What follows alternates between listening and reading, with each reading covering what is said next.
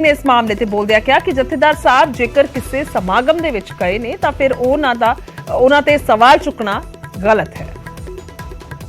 ਉਹ ਮੈਨੂੰ ਲੱਗਦਾ ਕਿ ਸਾਰੀਆਂ ਜਿਹੜੀਆਂ ਭਾਵਨਾਵਾਂ ਹੈਗੀਆਂ ਉਹ ਇਹਨਾਂ ਦੀਆਂ ਹੋਰ ਤਾਂ ਕਿਸੇ ਦੀਆਂ ਭਾਵਨਾਵਾਂ ਨਹੀਂ। ਕਿਸੇ ਦੇ ਵਿਆਹ ਤੇ ਜਾਣ ਤੇ, ਕਿਸੇ ਦੇ ਸੱਦੇ ਤੇ ਜਾਣ ਤੇ ਮੈਨੂੰ ਨਹੀਂ ਲੱਗਦਾ ਸਾਨੂੰ ਕਿਸੇ ਪ੍ਰਕਾਰ ਦਾ ਇਤਰਾਜ਼ ਹੈ। ਵਿਰਸਾ ਸਿੰਘ ਦੀ ਵਲਟੋਆ ਸਾਹਿਬ ਦੀਆਂ ਭਾਵਨਾਵਾਂ ਨੂੰ ਠੇਸ ਪਹੁੰਚੀ ਹੈ ਜਾਂ ਕੁਝ ਪਹੁੰਚੀ ਹੈ ਉਹਨੂੰ ਪੁੱਛ ਲਓ, ਮੈਨੂੰ ਕਾਹਨੂੰ ਪੁੱਛਦੇ ਹੋ।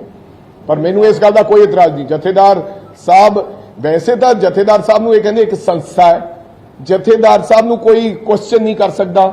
ਸਾਡੇ ਵਰਗਾ ਕੋਈ ਸਵਾਲ ਕਰਦੇ ਤਾਂ ਬਹੁਤ ਸਾਰੀਆਂ ਗੱਲਾਂ ਕਹਿ ਦੇਣਗੇ ਕਿ ਇਹ ਧਰਮ ਦੇ ਖਿਲਾਫ ਹੈ, ਇਹ ਇੱਕ ਇੰਸਟੀਟਿਊਸ਼ਨ ਦੇ ਖਿਲਾਫ ਹੈ, ਇਹ ਕਿਹੋ ਜੀ ਗੱਲ ਕਰਦੇ ਆ।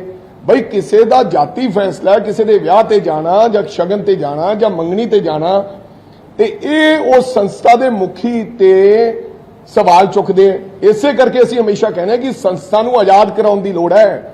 ਸੰਸਥਾ ਨੂੰ ਅਕਾਲੀ ਦਲ ਦਾ ਗੁਲਾਮ ਬਣਾਉਣ ਦੀ ਲੋੜ ਨਹੀਂ ਹੈ, ਸੰਸਥਾ ਨੂੰ ਆਜ਼ਾਦ ਕਰਾਉਣ ਦੀ ਲੋੜ ਹੈ। ਬਾਬੇ ਦੀ ਜਲੰਧਰ ਜ਼ਿਮਨੀ ਚੋਣ ਨੂੰ ਲੈ ਕੇ ਵੀ ਕਾਂਗਰਸ ਦਾ ਗੰਭੀਰ ਇਲਜ਼ਾਮ ਹੈ। ਵੜਿੰਗ ਨੇ ਵੋਟਰਾਂ ਨੂੰ ਧਮਕਾਉਣ ਦਾ ਇਲਜ਼ਾਮ ਲਗਾਇਆ। ਪ੍ਰੈਸ ਕਾਨਫਰੰਸ ਕਰਕੇ ਉਹਨਾਂ ਕਿਹਾ ਕਿ ਸਾਡੇ ਵੋਟਰਾਂ ਨੂੰ ਧਮਕਾਇਆ ਗਿਆ, ਸਾਡੇ ਵੋਟਰਾਂ ਨੂੰ ਪੁਲਿਸ ਦੇ ਵੱਲੋਂ ਰੋਕਿਆ ਗਿਆ, ਸਾਡੇ ਵੋਟਰਾਂ ਨੂੰ ਪੋਲਿੰਗ ਸਟੇਸ਼ਨ ਤੱਕ ਆਉਣ ਨਹੀਂ ਦਿੱਤਾ ਗਿਆ। ਇਸੇ ਕਰਕੇ ਵੋਟ ਪਰਸੈਂਟੇਜ ਘਟ ਰਿਹਾ ਹੈ ਔਰ ਇਸੇ ਕਰਕੇ ਵੋਟ ਜਿਹੜੀ ਹੈ ਉਸ ਦੇ ਵਿੱਚ ਸਾਨੂੰ ਕਮੀ ਆਈ ਹੈ। ਇਸੇ ਕਰਕੇ ਅਸੀਂ ਚੋਣ ਨਹੀਂ ਜਿੱਤੇ, ਅਸੀਂ ਚੋਣ ਹਾਰ ਗਏ। ਤਾਂ ਉਹਨਾਂ ਨੇ ਇਹ ਇਲਜ਼ਾਮ ਲਗਾਏ ਨੇ। ਉਹਨਾਂ ਕਿਹਾ ਕਿ ਸਾਰਾ ਐਡਮਿਨਿਸਟ੍ਰੇਸ਼ਨ ਸਾਰੇ ਇਕੱਠੇ ਹੋ ਕੇ ਚੋਣ ਦੇ ਵਿੱਚ ਆਮ ਆਦਮੀ ਪਾਰਟੀ ਦੀ ਮਦਦ ਕਰ ਰਹੇ ਸਨ ਔਰ ਇਸ ਦੇ ਦੌਰਾਨ ਸਾਡੇ ਵੋਟਰਾਂ ਨੂੰ ਧਮਕਾਇਆ ਗਿਆ ਹੈ। ਇਸ ਕਰਕੇ ਉਹਨਾਂ ਦੀ ਹਾਰ ਹੋਈ ਹੈ ਜਲੰਧਰ ਜ਼ਿਮਨੀ ਚੋਣ ਦੇ ਵਿੱਚ। ਜਿੱਥੇ ਸਾਰਾ ਅਮਲਾ ਫਮਲਾ, ਮੰਤਰੀ ਸਾਹਿਬਾਨ, ਪੁਲਿਸ, BDPOs, SHOs, ਐਕਸੀਅਨਸ, ਬਿਜਲੀ ਬੋਰਡ ਦੇ, ਇਰੀਗੇਸ਼ਨ ਦੇ, ਕਾਰਪੋਰੇਸ਼ਨ ਦੇ ਕਮਿਸ਼ਨਰ ਸਭ ਬੈਠੇ ਸਨ, ਜਿਨ੍ਹਾਂ ਨੇ ਸਾਰਿਆਂ ਨੇ ਸਰਕਾਰ ਦੀ ਮਦਦ ਕੀਤੀ। ਤਾਂ 15,000 ਵੋਟ ਪਿਛਲੀ ਵਾਰੀ ਨਾਲੋਂ ਆਮ ਆਦਮੀ ਪਾਰਟੀ ਨੂੰ ਜਲੰਧਰ ਵਿਧਾਨ ਇਸ ਲੋਕ ਸਭਾ ਚ ਘੱਟ ਪਈ ਹੈ।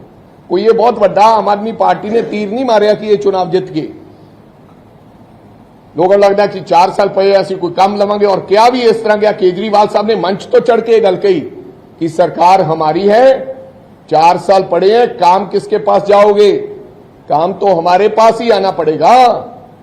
इस करके जिहड़ा पढ़िया लिखिया इंडस्ट्रीलिस्ट या इधर उधर का वोटर है, वो किते ना किते इधर उधर होया। सो मैं समझदा कि सरकार की कोई बहुत ही वड्डी प्राप्ति नहीं है। सरकार ने अगर कोई वादियां दे लोकां ने वोटां पाउणियां हुंदियां तां लोकां दा टर्नआउट ज़्यादा हुंदा ते उन्हां दी जिहड़ी वोटां पईयां उन्हां नूं घट नहीं पैणीआं सी।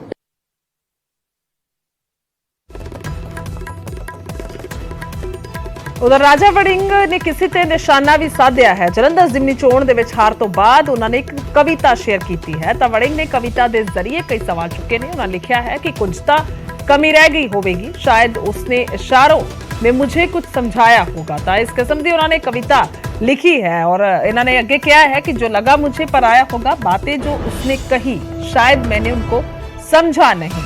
और आगे लिखते हैं शायद उसने इशारों में मुझे कुछ समझाया होगा, कभी चुप रहकर तो कभी बोलकर कुछ कड़वे बोल, अपनापन उसने जताया होगा, शायद उसका यह अंदाज मुझे समझ न आया होगा, कुछ तो कमी रह गई।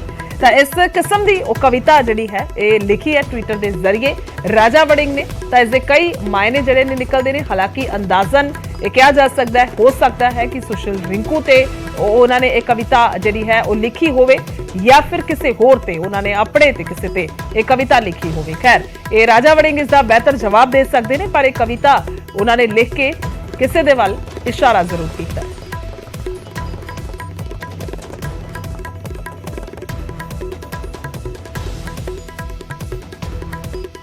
नाले समझ जाते हैं शेर और शायरी के भाव है जिहड़े समझण वाले समझ जाते हैं। मैनूं लगदा वो मीडिया के राही जरूरी नहीं कि उन्हां दी पूरी उन्होंने डिक्टेट किया जाए, फिर वो लंबा समा लगेगा।